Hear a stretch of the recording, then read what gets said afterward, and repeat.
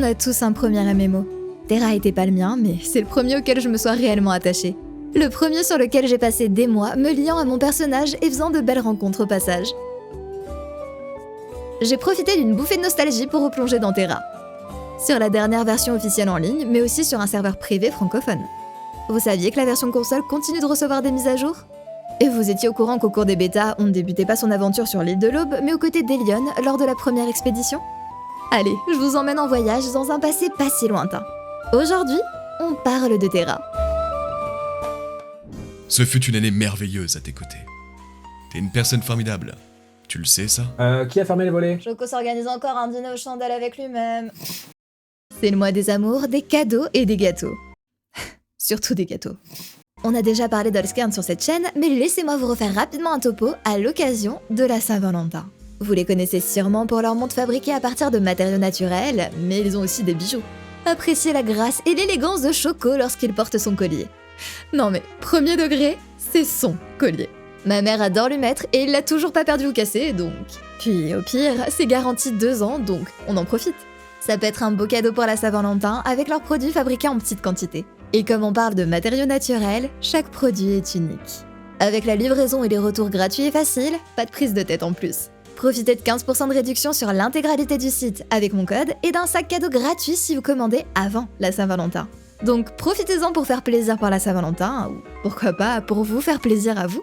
On se gâte jamais assez. Et ça, Choco lui l'a bien compris. C'est le 23 janvier 2009 que les internautes entendent pour la première fois parler de Terra. Jusqu'alors, son studio, Bluehole, l'évoquait sous le nom énigmatique de Projet S1.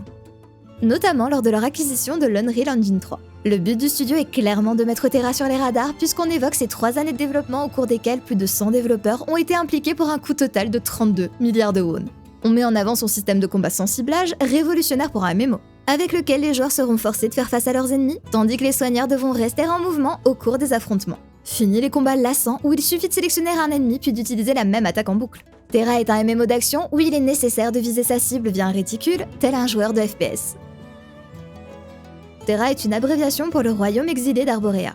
Arborea étant le nom du monde au sein duquel on va évoluer. Le PDG du studio souhaite en faire un jeu qui repousse les limites du MMORPG, que ce soit en matière de combat, de graphisme, de communauté ou de contenu. On promet des villes gigantesques abritant un système de profession politique et économique révolutionnaire. Ce qui fait particulièrement jaser, ce sont les développeurs de Bluehole ayant précédemment travaillé chez NCSoft sur Lineage. Pour ceux qui ne connaissent pas Lineage, c'est ça. C'est un titre qui, aujourd'hui encore, génère pas mal d'argent pour NCSoft, qui a même prévu de lui accorder une version classique. Lineage, c'est bien le bloc bleu foncé qui fait entrer plus d'argent que Guild Wars 2. Quand je vous dis que Lineage, c'est le bébé d'NCSoft. Imaginez donc le scandale lorsqu'en 2007, l'homme à la tête du projet Lineage 3 est licencié pour avoir fait fuiter le code source du projet à des développeurs japonais. Et imaginez un peu lorsque ce même monsieur s'en va tranquillement travailler pour Bluehole Studio, menant à 18 mois de prison pour lui et à un procès pour Bluehole. Ouais, on en avait déjà parlé dans la vidéo sur Ion, mais ça fait partie de mes anecdotes préférées. En interview, le chef d'équipe évoque plus en détail certains aspects du jeu. Quand on lui demande s'il y aura des restrictions de genre ou de factions pour les 6 races, il répond qu'à l'exception d'une race, toutes auront des options mâles et femelles. Sur Terra, il n'y aura pas de choix de faction à la création de son avatar. Ce sera aux joueurs de créer leurs propres alliances. Les guildes joueront aussi un rôle important, et des activités politiques y seront conduites. Une sorte de président sera élu par les joueurs et pourra mettre en place des taxes.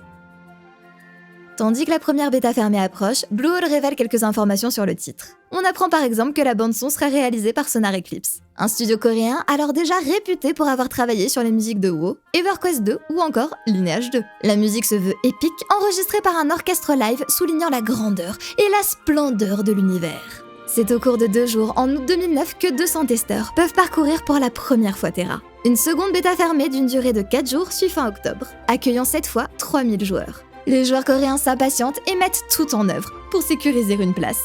Puis, il y a Ninetales, qui poste un article à la veille de la seconde bêta. J'ai aussi hâte de courir partout dans les bureaux tout le week-end car je ne pourrai plus rentrer chez moi à partir de demain. Est-ce un appel à l'aide ? Toutes les réponses ne se trouvent pas dans les livres.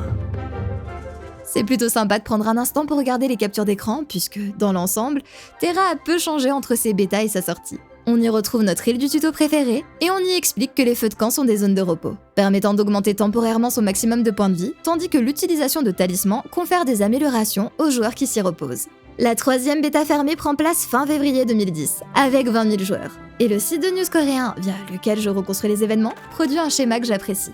J'ai passé pas mal d'heures sur Terra à l'époque où je développais une réelle appréciation pour la MMO. Je suis donc certainement biaisée, mais c'est ma structure de progression préférée. Orbiter autour d'une capitale pour l'histoire principale et me rendre dans des zones qui ont chacune leur village et leur sous-intrigue, pour y évoluer de campement en campement vers un donjon.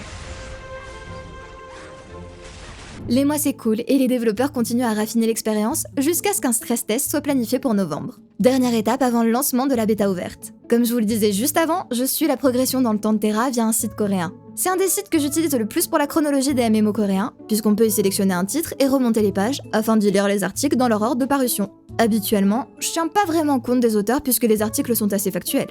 Si ce n'est un tantinet trop élogieux, comme si je cherchais les bonnes grâces des studios. Mais rien de franchement gênant. Vous vous souvenez de Ninetales et de son hypothétique appel à l'aide? Il publie pas mal d'articles sur Terra à cette période et en publie un à l'issue du stress test.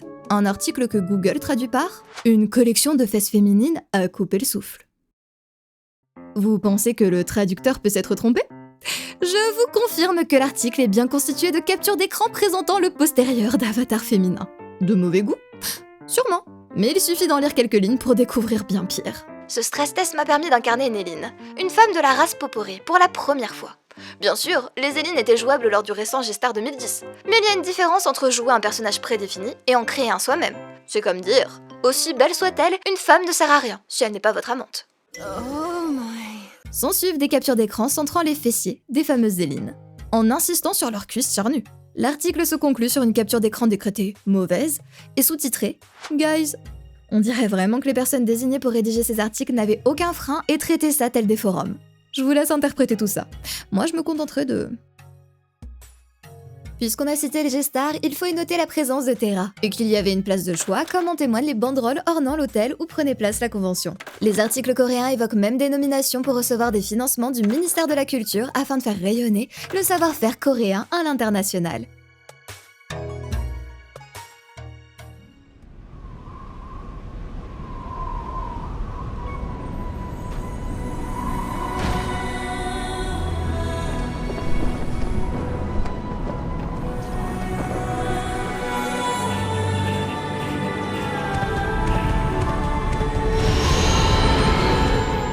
C'est en janvier 2011 que Terra passe en bêta ouverte et sort officiellement 13 jours plus tard, le 25 janvier 2011.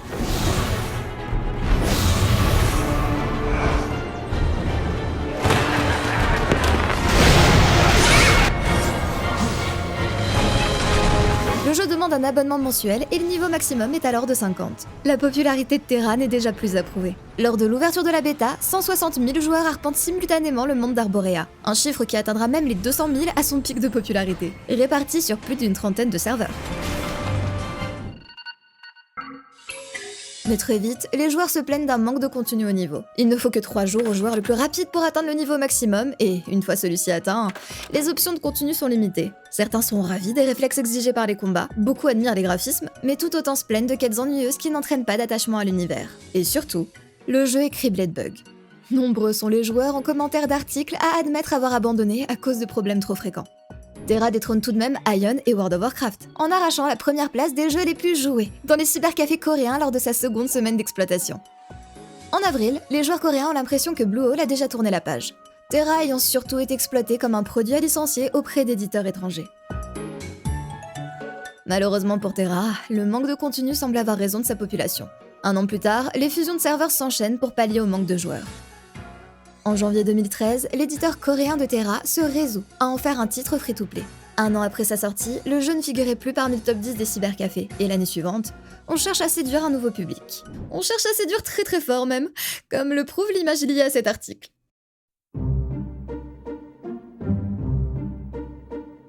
Néanmoins, ni l'attrait d'un jeu gratuit, ni les images promotionnelles sulfureuses ne suffisent à convaincre. Si Terra remonte brièvement à la 11e place des cybercafés grâce à son passage en free-to-play, il rechute 3 mois plus tard. Les joueurs dénoncent toujours un endgame trop pauvre, l'absence de rework pour les nouveaux joueurs et un jeu de base trop complexe à prendre en main. Il faudra attendre 3 ans pour voir arriver une nouvelle classe, exclusivement réservée aux Élines. Interrogé sur ce choix, le game designer admet que les Élines sont la race la plus appréciée de Terra. Une déclaration qui en dit long pour la suite. Et bon, Habituellement, je me concentre sur l'exploitation du MMO dont on parle dans son pays d'origine, puis en Europe. Mais est-ce qu'on peut s'attarder un instant sur la promotion du jeu en Chine? A priori, des mannequins étaient envoyés directement chez les joueurs pour les aider à installer le jeu. Pardon. Admirons au passage les réactions de joueurs coréens en commentaire, dégoûtés que ce genre d'événement ne soit pas envisageable en Corée, où les féministes s'enflammeraient. C'est une blague. Fin 2014, une nouvelle classe fait son apparition, et cette fois-ci, elle est limitée aux castaniques et aux elfes. Comme quoi. Bon, on reste cohérent tout de même, seuls les avatars féminins peuvent les incarner. Vous vouliez pas jouer un homme sur votre MMO tout de même?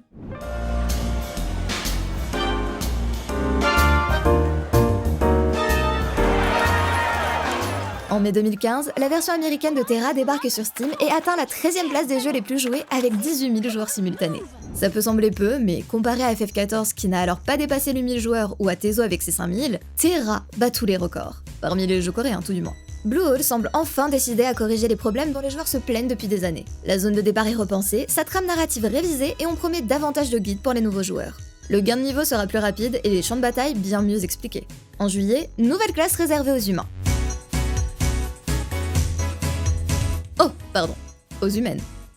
Non, on ne prévoit toujours pas de jouer des hommes en 2015. Fin 2015, l'édition de Terra est transférée d'Endgame à Nexon. Pas vraiment une surprise, les événements en jeu se faisaient rares et Nexon jouait d'une bonne réputation. Et peu après, on a le droit à un article qui m'intéresse beaucoup. Le ratio homme-femme. Nous avons donc 80% d'avatars féminins. Qui l'eût cru? Là, vous vous dites que Terra a peut-être su attirer toutes les gameuses de l'époque. Raté. Seuls 25% des joueurs sont des joueuses, IRL. Sans grande surprise non plus, la race la plus jouée est celle des Élines. J'étais presque prête à féliciter un joueur qui rappelait qu'en jeu, draguer des avatars féminins ne sert à rien, et qu'il vaut mieux être sympa avec les vraies femmes. Jusqu'à ce qu'il termine par... Ne les flattez pas juste parce que ce sont des femmes. Si vous les gâtez, elles en profiteront pour vous mener par le bout du nez. Aïe, si proche. Du coup, hop, on perd pas le nord. On introduit des montures volantes et on en profite pour ajouter une nouvelle classe exclusive aux Élines. On va pas développer des classes pour des races qui vendent pas, et puis quoi encore. Malheureusement, les 1000 mannequins n'auront pas suffi à assurer la popularité de Terra en Chine, qui ferme seulement 2 ans plus tard. Non mais, sérieusement, ces femmes étaient accompagnées au moins? Rassurez-moi. Sinon, on a le droit à une nouvelle classe en décembre 2016, et devinez quoi? Elle est jouable par... les castaniques femmes. Non, vraiment. Supprimer les hommes à ce rythme, ça ira plus vite. En 2017, Terra débute ses phases de test sur console. Après tout, PS4 et Xbox One enregistrent à présent de solides ventes. Donc, Bluehole veut sa part du gâteau. On n'est pas des monstres, hein, et on aime nos joueurs Élines, aka la majorité de la communauté. Du coup, Bluehole décide d'étendre certaines classes féminines aux Élines. En août 2017, les artilleuses. Un an plus tard, les tempestueuses et les Valkyries se joignent même aux festivités en 2021.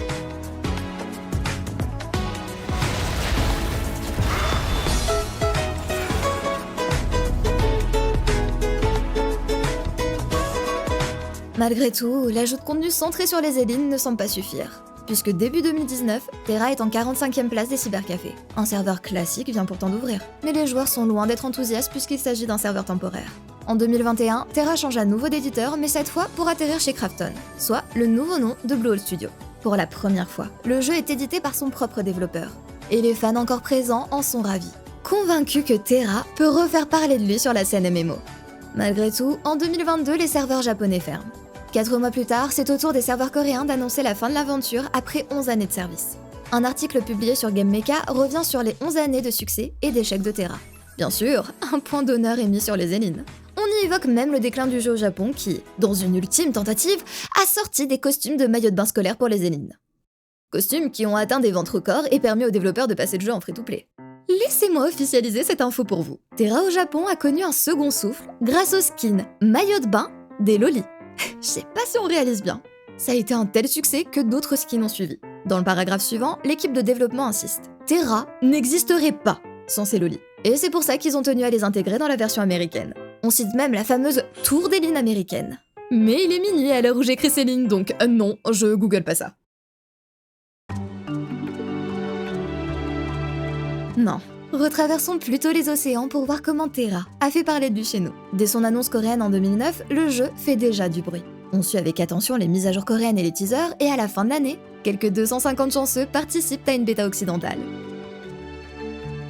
En Occident, Terra est développé par la branche américaine de Bluehole en masse.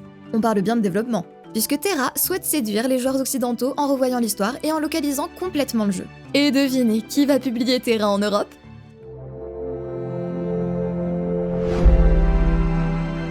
C'est le retour de Frogster et de ce bon vieux Christophe. Je vous laisse aller voir la vidéo sur Runs of Magic si c'est pas déjà fait, mais Christophe, c'est un gars qu'on adore ici. Et Frogster, c'est l'ancêtre de Gameforge. Mais bon, quand on n'a pas le recul pour en rire, apprendre qu'on va avoir droit à un éditeur intermédiaire alors que les Américains, eux, passent directement par une filiale de Bluehole, ça a de quoi faire grincer des dents. Déjà rassurez-vous, Frogster promet que Terra ne sera pas censuré, sauf exigence d'une loi européenne. Cependant, différence il y a entre censure et localisation pour Frogster et en masse. On apprend par exemple au cours de la Gamescom 2010 que les visages des personnages ont été retravaillés pour paraître moins manga. Personnellement, j'ai juste l'impression qu'on a volé la DA de Fable. Ajoutez à ça qu'au final, la classe des Zélines très finement vêtues va être rhabillée. Ah, et vous pouvez aussi retirer du sang au passage. Après tout, on veut sortir un jeu Peggy 12 alors qu'en Corée, il est réservé à un public adulte. Mais pas de panique. Frogster s'est pris une sauce immédiate et a promis qu'un prochain patch rajouterait le sang via une option. Quant aux Zélines en revanche, elles garderont leur short. Un CM le justifie sur le forum officiel. Il s'agissait pas de se conformer à une demande d'un quelconque organisme officiel, mais plutôt que ces personnages auraient pu attirer dans le jeu une population d'utilisateurs peu recommandable, et qu'il est de notre responsabilité de protéger notre jeune public contre eux. Tous les partenaires impliqués dans le projet ont décidé de faire appel à Bluehole Studio pour trouver une solution. Ils ont donc créé de nouvelles textures et de nouveaux designs pour les vêtements Eileen. Nous sommes certains que vous conviendrez tous que cette initiative en faveur de la protection de l'enfance était la bonne décision. Nous en étions tous convaincus, ici, chez Frogster. Une employée de Frogster raconte en interview que certains joueurs couraient avec leurs Zélines, tout en envoyant des remarques à caractère sexuel dans le chat. Ces comportements sont bien entendu bannis, l'objectif étant de réduire au maximum les comportements douteux sur les serveurs. Elle conclut, en comparant avec la Corée, où ce genre de comportement est toléré, par une phrase que je trouve très juste. De mon point de vue, si vous appréciez l'apparence des Zélines, y a pas lieu de s'énerver simplement parce que leur collant couvre 3 cm de plus. Leur visage, leur corps et leur taille restent inchangés. Je ne pense pas que ce soit un problème. On rappelle tout de même que tous les personnages sont fortement sexualisés sur Terra. Seuls les Zélines ont été rhabillés, ce qui, en simultané d'une sortie américaine, est plutôt appréciable, puisqu'ils ont tendance à être bien plus prudes là-bas. Comme on le dit si bien chez Eurogamer, les humaines et les hautes elfes sont vêtues juste ce qu'il faut, avec une physique de la poitrine qui rendrait fiers les développeurs de Dead or Alive. Quant aux avatars masculins, ils rivalisent de sensualité. Nombre d'entre eux affichent fièrement leurs traits androgynes, notamment des abdos saillants et des torses rasés. Un MMO pour tous ? Je vais être honnête, l'aspect fanservice jusqu'au modèle masculin, c'est quelque chose que j'appréciais déjà à l'époque sur Terra. Mais ça, on en reparle plus tard.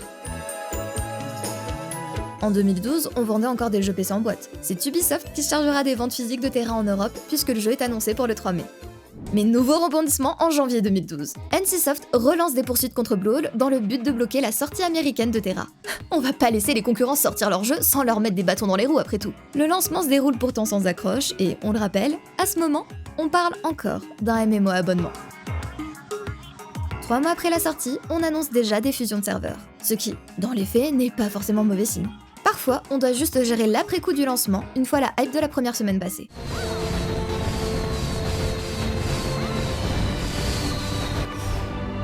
Pour Terra, cependant, après des licenciements chez En Masse et des critiques quant à l'absence de endgame sur le jeu, on penche plutôt sur un manque de joueurs.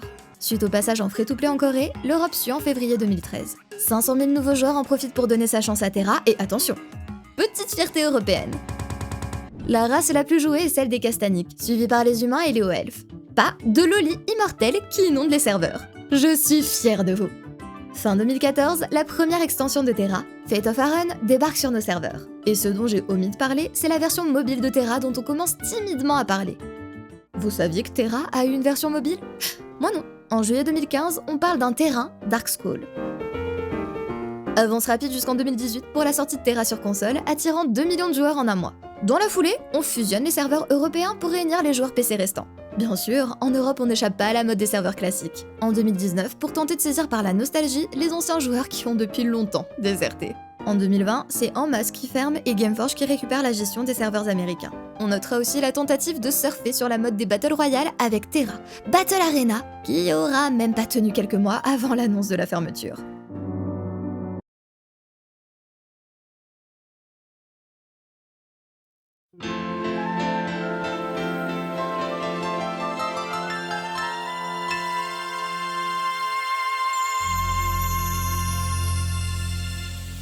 Et c'est en 2022, après des années de perte de vitesse, que la fermeture des serveurs PC est officialisée. Mais vous reprendrez bien un peu de jeu mobile pour faire passer la pilule. Ah non, oubliez, il a dû être fermé en silence puisque je trouve aucun article à ce sujet et que les liens Play Store et App Store sont morts. On pourra aussi brièvement évoquer Alien, le MMO qui devait être le successeur de Terra, mais dont j'avais jamais entendu parler. Sorti en 2021 chez nous, fermé en 2023. Il reprenait pas mal d'éléments de Terra, donc j'aurais aimé pouvoir le lancer, mais l'unique serveur privé semble hors ligne. Dernièrement, des rumeurs planent quant à la formation d'une équipe destinée à développer un certain Terra 2 chez Bluehole Studio. Si le premier s'était fait éclipser au sein même du studio par le succès de PUBG en son temps, les MMORPG demeurent un secteur rentable pour l'industrie coréenne, et le président de Bluehole se dit intéressé. Terra PC est mort. Cependant, ce que j'ignorais à l'époque de ma première vidéo, c'est que la version console éditée par Bluehole tient bon. Le code côté serveur ayant leak, des instances privées fleurissent régulièrement et ça tombe plutôt bien. Un serveur francophone est passé en ligne récemment. Si jamais vous voulez explorer avec moi d'autres MMO obscurs encore en ligne, abonnez-vous et partagez la vidéo pour ne pas rater nos prochaines aventures. Donc, ça vous dit de découvrir le MMO qui m'a fait plonger dans ce genre?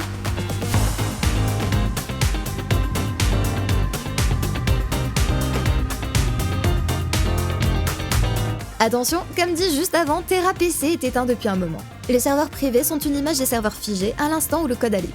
Donc des éléments diffèrent de vos souvenirs, j'en suis sûre. Comme j'ai déjà replongé dans Terra dans une précédente vidéo, je vais pas m'attarder trop, mais promis, on va faire des découvertes intéressantes. En attendant, je vous laisse le soin de raconter vos meilleures anecdotes en commentaire et ce qui vous a marqué sur Terra. Le seul nom de votre personnage ou celui de votre guilde si vous le souhaitez. On retrouve souvent des personnes qu'on pensait avoir perdu de vue dans ce coin des internets. Il faut quand même qu'on pose les bases pour celles et ceux qui n'ont jamais connu Terra. Comme répété tout au long de la partie consacrée au développement du jeu, ici, on vend avant tout grâce aux Zélines. Le premier écran donne d'ailleurs très clairement le ton. La version console semble toujours être gérée par Bluehole, ce qui m'intrigue d'autant plus quant à l'abandon de serveurs PC, puisque, vous allez le voir, cette version console est loin d'être figée. On pourrait sans doute y jouer via une souris et un clavier, mais puisque j'ai pas pour habitude d'en brancher à ma PS5 et que le jeu a été adapté, autant tenter l'expérience manette.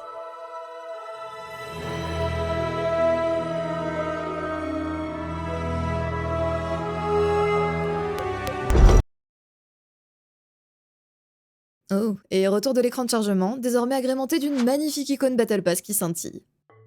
Côté européen, il ne reste plus qu'un seul serveur, ce qui est déjà plus que ce à quoi je m'attendais. Impossible de se connecter à des serveurs asiatiques ou américains avec un compte PSN européen, mais j'imagine que tout dépend des paramètres du compte utilisateur. Et... oh, une option de crossplay? Crossplay avec qui vu qu'il n'y a plus aucun serveur PC? Vous verrez en jeu. L'écran de création de personnages nous positionne par défaut sur les Zélines. Et non, c'est pas aléatoire, c'est une feature. On appréciera d'ailleurs toujours autant leur description. Épargnés du fardeau de l'âge, pétris de sagesse et rompus au combat, les Zélines ont toujours cette innocence, cette vulnérabilité apparente et propre à leur déesse. Tout à fait. C'est le fameux... Non mais la Loli est en réalité un dragon immortel de plus de 3000 ans, donc t'inquiète, c'est légal. Quelques classes ont été ajoutées au fil des années et seules les Zélines peuvent toutes les jouer. On a donc les castaniques, humains, Aman et elfes, jouables hommes ou femmes. Puis les Zélines, Popori et Baraka, qui sont genderlock. Petit détail qui saute aux yeux, quand on est habitué aux ondulations des castaniques, la dernière classe ajoutée est particulièrement neutre. Je sais pas si les artistes plus récents n'ont pas osé les poses dynamiques des précédentes classes ou s'il s'agit simplement de flemme, mais ça se remarque. À l'époque, je trouvais les chara-design et la personnalisation des personnages vraiment chouettes. On a pas mal de presets, accompagnés d'une variété de coiffures, visages et ornements. C'est pas aussi détaillé que dans la plupart des MMO modernes, mais on disposait déjà de quantité de sliders variés, permettant une customisation tout à fait satisfaisante. Et bien sûr, il y a les armures et leurs aperçus. On ne le répétera jamais assez, sur la plupart des MMO, le vrai endgame, c'est le skin. Malheureusement, Terra a très largement favorisé certains genres et races qui disposent de davantage de variations d'armure. Mais il n'empêche que j'adorais me balader sur des sites qui répertoriaient toutes les possibilités. Les personnages sont sexualisés autant que se peut comme dans la plupart des jeux coréens, mais il y a des designs vraiment sympas qui donnent envie de progresser. Terra restera néanmoins le MMO qui m'a appris une règle simple. Plus un tank est haut niveau, moins il porte d'armure. Ouais, et depuis tout à l'heure, je scrolle la page des armures lourdes. Bref, profitons de ce serveur à jour pour tester une des classes que j'ai jamais jouées. Voici donc ma petite Valkyrie Castanique. Le jeu propose de sauter la zone de tutoriel, mais ici, on teste l'expérience des nouveaux joueurs. Donc en route pour Tiaran. The Divine War sundered gods and titans, destroying the world that was. Amid the tragedy, a single drop of hope coalesced to preserve one tiny part. Sheltered from time, a mystical tree grew, giving fresh eyes the power to see the world as the gods once saw it. The world's greatest scholars and magicians came to study the divine tree and protect it. They magically erased the island from mortal records. But not before the forces of evil sent their own champion.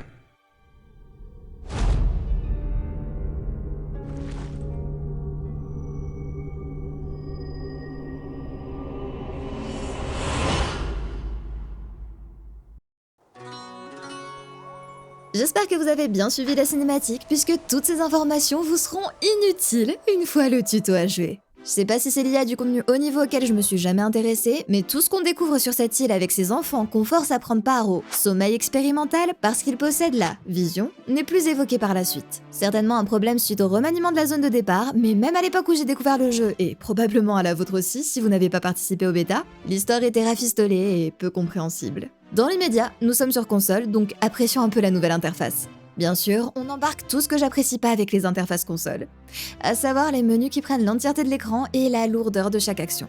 Néanmoins, Terra s'en sort pas si mal. Le tout est lisible, il y a pas mal de raccourcis et le jeu vous aide au maximum en vous proposant des combos automatiques pour vos attaques ou des raccourcis pour interagir avec vos objets de quête. Dans l'ensemble, à part bien sûr pour écrire dans le chat, j'ai pas été dérangée par les contrôles. Le thème principal à retenir ici, c'est qu'on n'a pas le temps. Premier combat contre un unique ennemi? Bravo, vous venez de vaincre 3 arbres à vous seuls, les edits. Ouais, mais non. Vous êtes en train de me dire que vous avez accéléré la zone de tuto qui a été implémentée pour accélérer la précédente zone de tuto à laquelle on avait déjà amputé un morceau? Ah ouais, tout de même.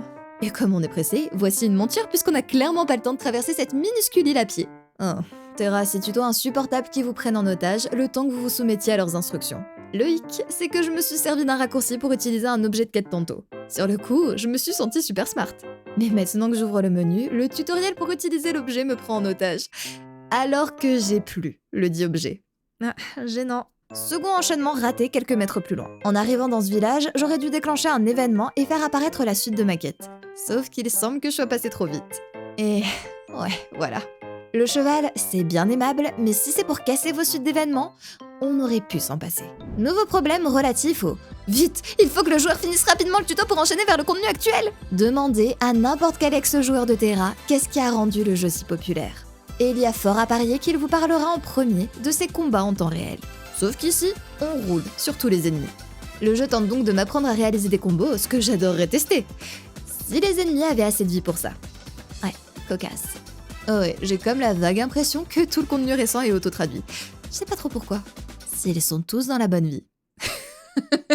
Ouais, Moon, fais ça alors. On a alors droit à notre premier combat contre un gros monstre, avec ses AOE à éviter, mais encore une fois, tout est très bref. Ça, c'était vraiment une part importante de Terra. Votre clic droit était par défaut lié à votre esquive, et il était essentiel d'apprendre à éviter les attaques ennemies pour espérer survivre.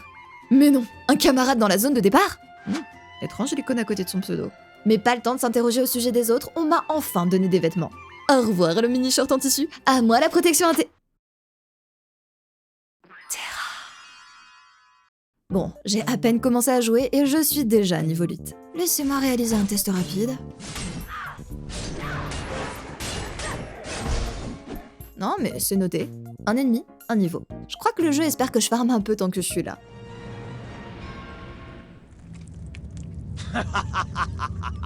C'était un vrai jeu d'enfant. Rien ne pourra plus m'arrêter.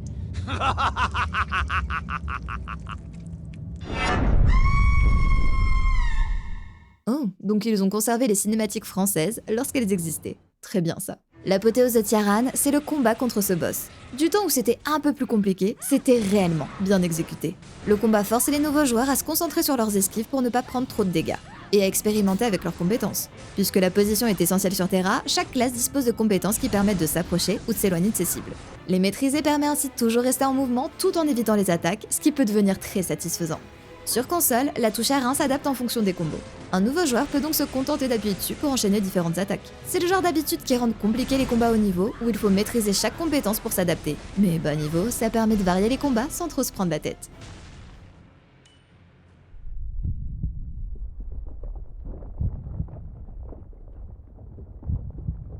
Mon cœur vous voit toujours.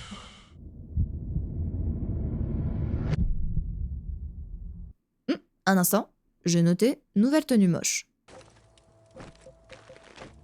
Oh, ouais, une recoloration de mon armure de base. Ils se sont pas trop pris le chou.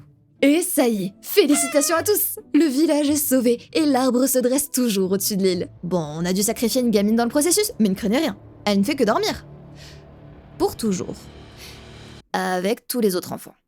Ouais, bon, moi je débarque à peine pour ma défense. Et c'est maintenant qu'on fait au mieux pour rattacher tout ça à l'histoire initiale. Parce que oui, on a déjà retravaillé toute la zone de départ. Vous ne vous attendez pas à ce qu'on s'embête à refaire la suite de l'histoire aussi. On a donc choisi la solution la plus simple. Vous recrutez comme arme secrète qui n'a jamais mis les pieds sur l'île. De là à dire que Dougal me mitonne uniquement pour pouvoir s'accaparer le beau rôle dans cette affaire? Il n'y a qu'un pas. Officiellement, nous aurons été recrutés sur l'île de l'Aube, aka la zone de départ initiale. Pratique, tiens. The Valkyrian Federation rallied the races together to defend against the Argons. But now, more than ever, they need strong defenders, like you. Mais voici venu le moment qui, j'en suis sûre, a marqué nombre de joueurs. L'arrivée à Velika.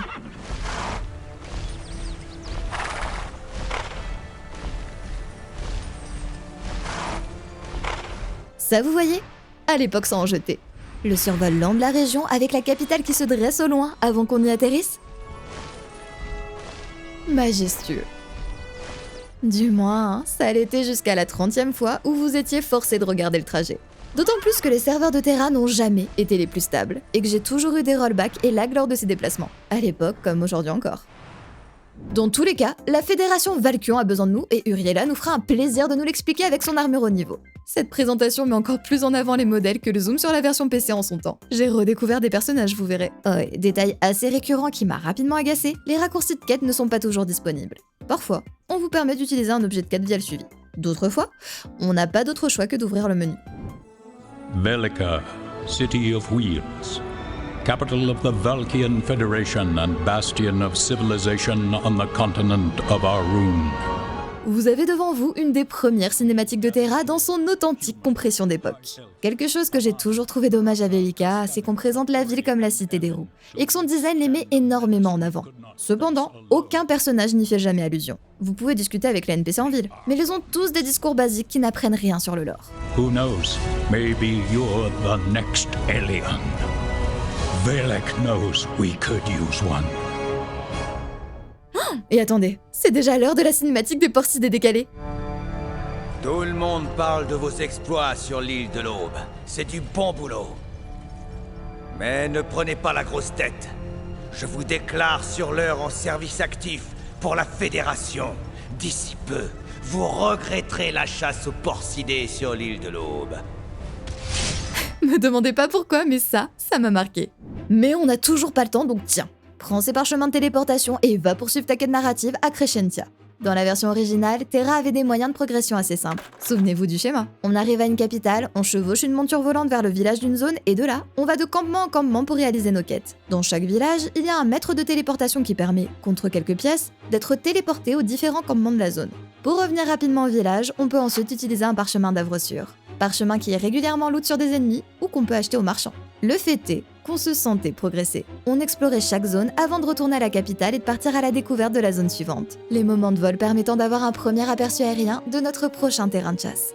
Il était même possible de parcourir chaque zone à pied pour retourner à la capitale, si on le souhaitait. Mais je vous rappelle que sur tous les free-to-play vieillissants, la règle d'or est et demeure, on n'a pas le temps. Terra Online vous crachera donc en permanence des parchemins afin de vous téléporter à votre prochaine quête. Qui plus est, les portails de téléportation sont immédiatement débloqués pour tous les points des environs. L'exploration, ça a jamais été le fort de Terra. On pourra en reparler sur serveur privé. Néanmoins, ici c'est bien pire. On ne forme absolument aucun attachement avec les zones qu'on traverse. Le jeu ne nous indique que les quêtes principales en rouge. Si vous souhaitez prendre de l'annexe, il faut parler avec les NPC qui les donnent. Elles sont toujours là, seulement masquées. Même dans des zones qui demandaient beaucoup de va-et-vient, on se contente de jeter des parchemins pour que les joueurs atterrissent devant chaque donneur de quête. Dans la même logique de gain de temps, on a retiré le repos au feu. Si à l'origine, chaque joueur disposait d'une jauge d'endurance qui se vidait au fur et à mesure des affrontements et nécessitait d'attendre près d'un feu pour la régénérer, ici, elle a simplement été supprimée. Ces feux, c'était l'endroit parfait pour provoquer des rencontres. Ils servaient de lieu de repos entre différents étages de zones complexes à parcourir. Les joueurs s'y arrêtaient donc un instant, papotaient et jetaient des talismans afin d'accorder des bonus à tous ceux qui s'y trouvaient. Généralement, c'est là qu'on trouvait les joueurs progressant sur les mêmes quêtes et qu'on proposait de grouper pour avancer plus efficacement. On comprend donc assez vite qu'il était logique de les retirer puisque le jeu a été simplifié et ne demande plus aucun travail d'équipe. Prenez les BAM par exemple. Ces monstres d'élite qui nécessitaient plusieurs joueurs pour être vaincus. Ici, on en vient à bout seul.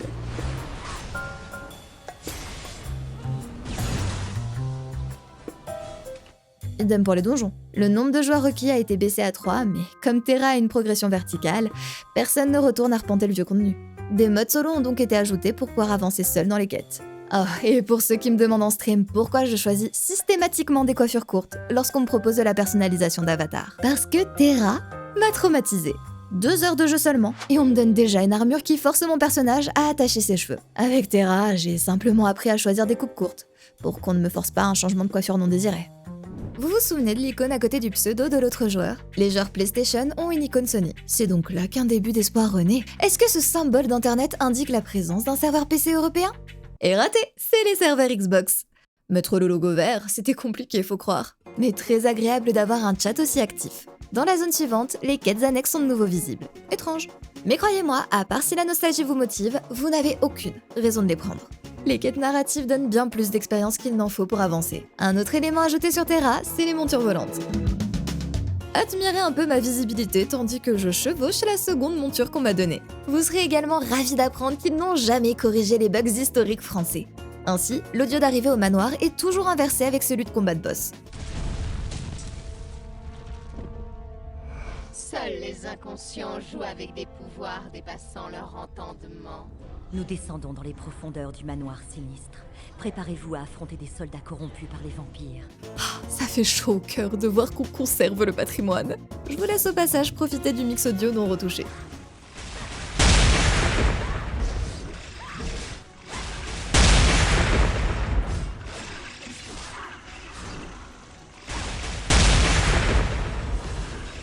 Ok, ça fait 3 heures et je suis déjà niveau 30 malgré toutes mes pauses. Et mes longues saisies dans le chat à la manette. Il est donc l'heure de retourner à Velika pour y rencontrer la déesse. Attendez. Vous êtes en train de me dire que ces statues ont toujours été les tétons à l'air et que je l'avais jamais remarqué? D'accord. Je suis la preuve même que les gosses se fichent de la nudité des personnages. C'est juste le décor, quoi. Mais non, notre premier joueur est Hélène Sauvage. Comme quoi, ça doit toujours faire vendre. Pas le temps de lui poser la question, c'est l'heure de notre première rencontre avec Elion. Que ça? Ah, mais vous le connaissez pas? Normal, ils ont tellement remanié le début du jeu que tous les joueurs devaient se demander qui est ce type en arrivant là. Et faites pas genre que vous saviez. Le prologue l'introduisait correctement, mais ils ont supprimé cette section et après ça, on a juste de vagues allusions à son sujet. Vous verrez sur la version serveur privé que le déroulement y est bien plus logique. Je vous refais pas toute l'histoire de Terra, et il me semble que ma première vidéo résumait tout le passage dans Valkion. On a arpenté le continent pour déjouer les complots des descendants de Locke, avant de réaliser la traîtrise de Samael et de déjouer ses tours en...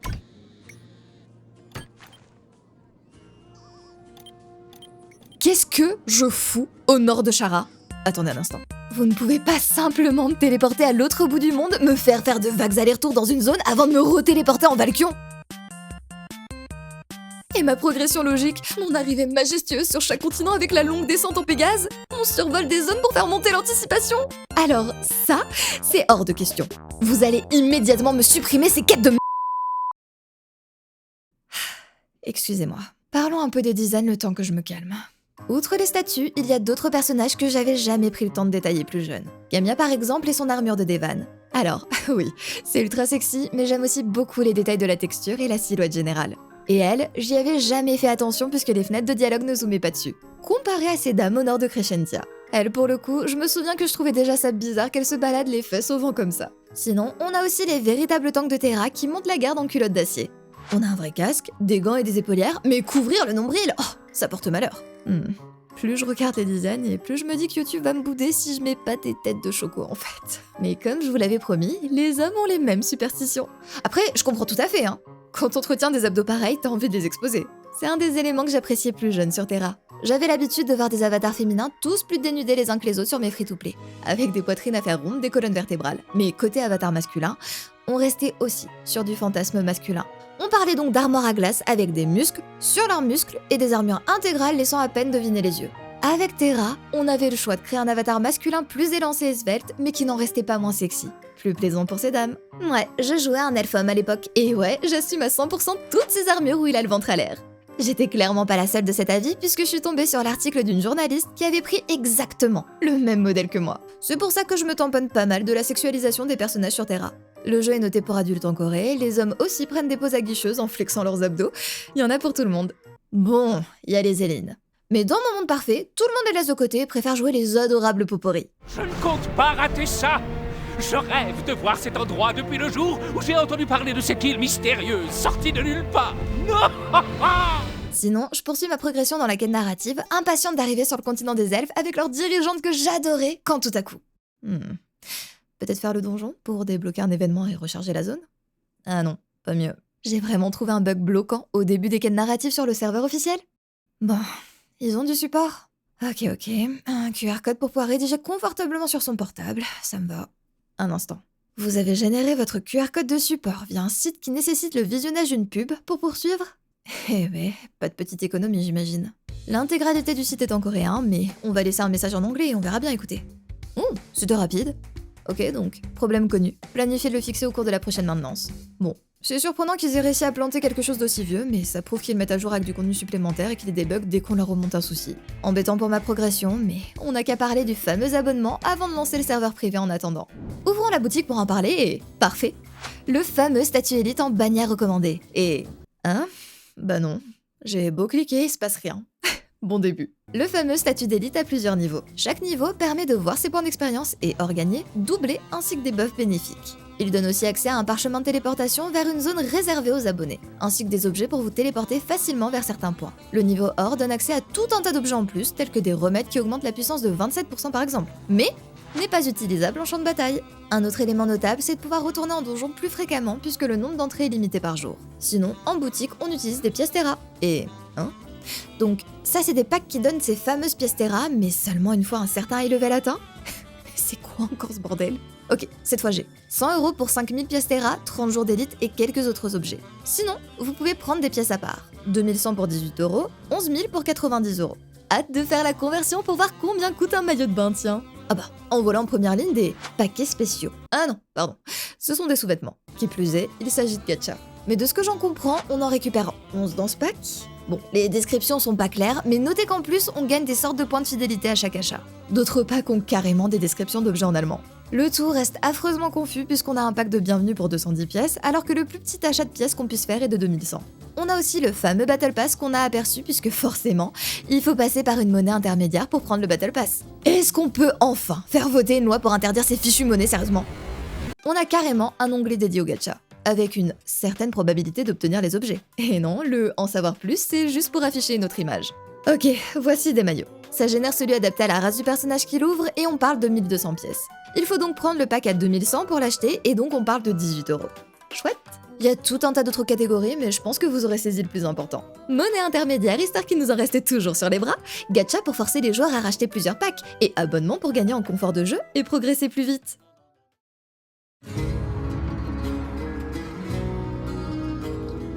Si j'ai relancé Terra, c'est parce qu'un serveur francophone est repassé en ligne récemment et que des viewers sur mon Discord me l'ont signalé. Il s'agit d'une version datant de 2015, coïncidant avec la sortie de l'artilleuse. Une personne l'héberge seule et il a pu réactiver le fameux prologue retiré du jeu. Après avoir créé un personnage, on choisit entre l'île de l'Aube ou le prologue.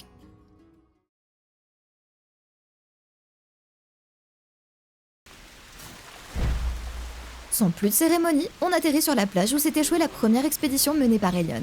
Et cette fois, pas de doute sur son rôle ou son identité. Autre détail qui a son importance, on débute niveau 20 avec quelques compétences déjà glissées dans sa barre. Le prologue avait pour but de donner un avant-goût de la classe aux joueurs. Chacun était ainsi en mesure d'apprendre les contrôles de base, faire quelques combats et de relancer avec d'autres classes avant de se décider. De ce que j'en ai lu, pas mal de gens ont trouvé ça brouillon, mais ça avait au moins le mérite d'exposer clairement le lore de base et de faire tester le fameux combat de Terra. On part ainsi à la recherche du commandant Elion, parti devant avec un petit groupe d'éclaireurs. Les différentes aides nous enseignent l'utilité de chacune des compétences dans nos barres et nous montrent par la même occasion l'importance du placement.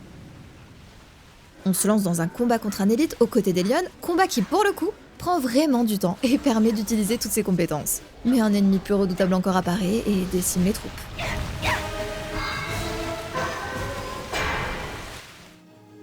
Nos forces sur l'île de l'Aube ont été décimées, et Elion, le chef de l'expédition, a disparu. Elion est l'un des plus grands héros de Valkion. La Fédération a donc lancé une opération de recherche. Mais Samael, commandant des forces à Velika, reste prudent. Nos troupes ont déjà fort à faire avec la guerre qui fait rage.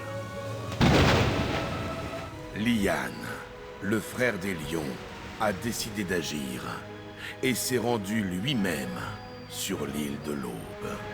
Samael a ordonné aux nouvelles recrues de partir à la recherche d'Elion et d'explorer l'île, tout en s'entraînant au combat. Vous faites partie des premiers volontaires afin de suivre l'exemple d'Elion et d'accomplir votre destinée. Pour tous mes vétérans de Terra, si vous vous êtes un tant soit peu intéressé au dialogue à l'époque, est-ce que tout ne fait pas soudainement plus sens ? Elion est proprement présenté, sa disparition expliquée, Samael est même introduit tandis qu'on évoque la guerre qui accapare actuellement toutes les ressources. On évoque le frère d'Elion, justifie la présence de recrues sur l'île et donc, par la même occasion, notre présence à nous. Les imprudents n'y survivent pas longtemps. Alors, qui me suit? Je ne compte pas rater ça. Je rêve de voir cet endroit depuis le jour où j'ai entendu parler de cette île mystérieuse sortie de nulle part. Non. La voir seulement? Vous manquez d'ambition, mon ami. Qui dit île mystérieuse dit trésors anciens. C'est plutôt ça qui m'intéresse. Assez parlé, soldats. Allons-y, et je veux voir tout le monde se remuer. Pour la Fédération!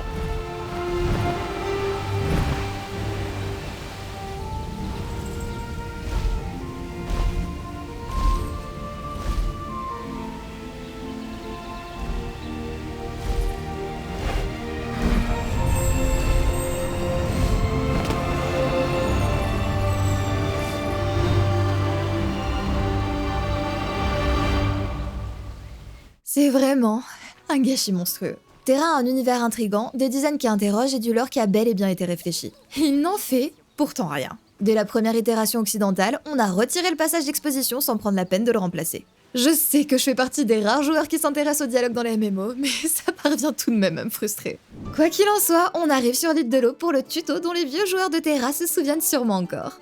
Ce serveur privé va me permettre de critiquer un peu plus la structure de Terra et de ses systèmes. Parce que oui, nous sommes tous plus ou moins aveuglés par la nostalgie qu'on a pour le titre, mais faut bien lui reconnaître pléthore de défauts. À commencer par cette zone de tuto. L'île de l'Aube est plutôt agréable et quand on comprend son histoire, fait sens.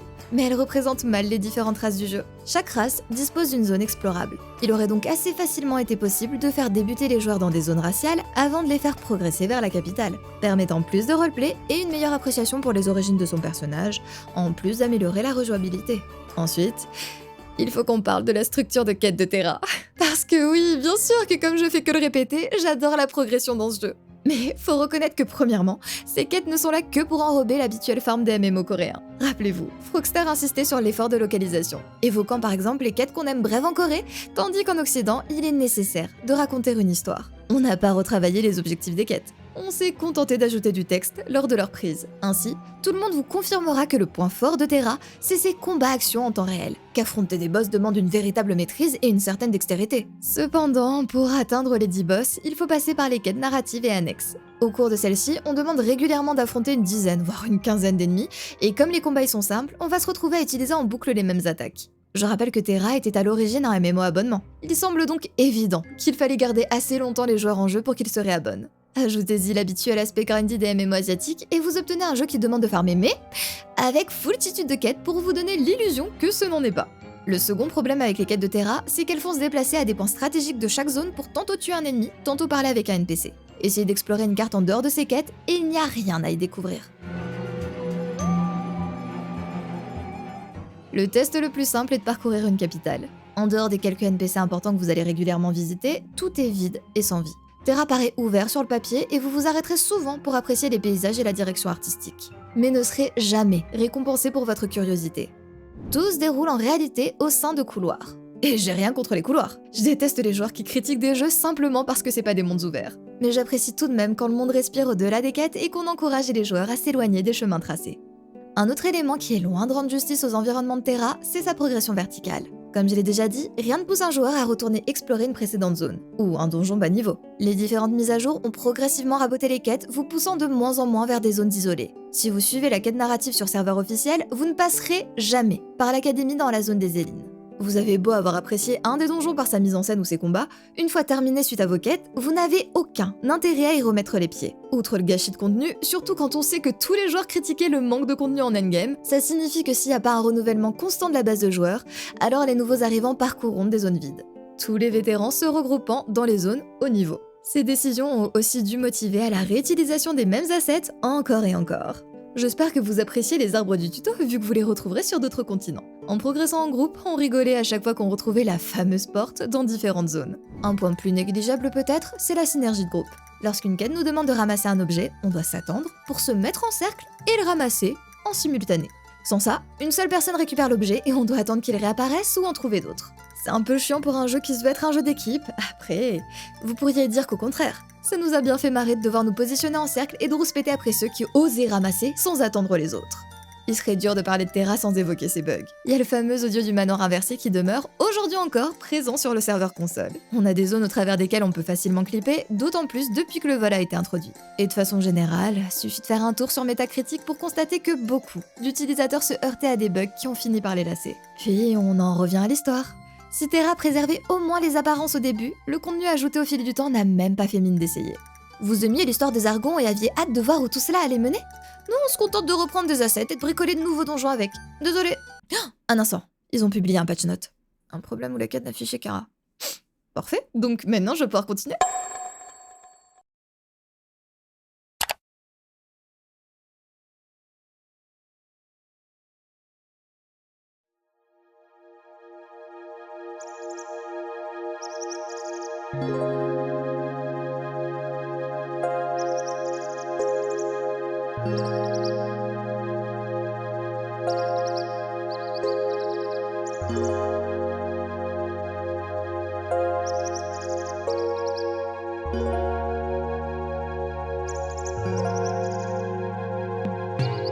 À m'écouter radoter sur tout ce qui ne va pas avec Terra, certains doivent penser que je déteste ce jeu. Absolument pas. Ma précédente vidéo suffit à prouver que j'en conserve que de bons souvenirs. On a pas mal joué en groupe sur le serveur privé, que ce soit en ou hors stream. Et moi, j'ai passé un bon moment. C'était d'autant plus intéressant que plus je jouais et plus ces défauts que j'avais jusqu'alors ignorés me paraissaient monstrueux. Pourtant, je continue de me connecter sur Terra et de m'y amuser. C'est un problème que je rencontre souvent dans les vidéos de cette série.